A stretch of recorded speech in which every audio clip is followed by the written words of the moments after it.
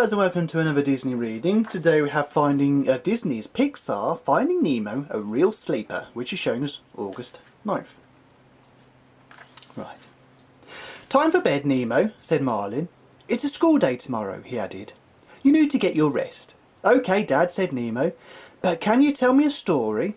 How about one where you were younger? Well, just one then, said Marlin, swimming back over to his only child.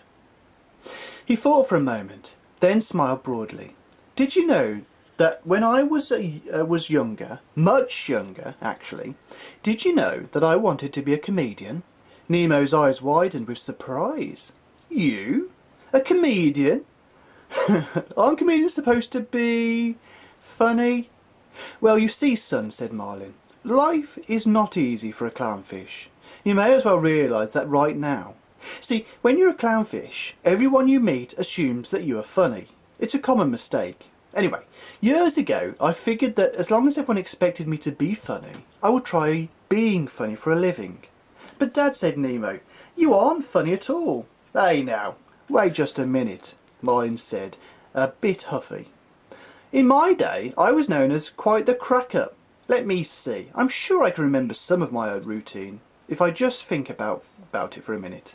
He thought for a moment. All right, it's all coming back. He cleared his throat. Good evening, ladies and jellyfish. The ocean sure is looking swell tonight. Ah, swell. Would you like me to give you a choral report about the latest happenings on the reef? Get it? He said, looking down at Nemo.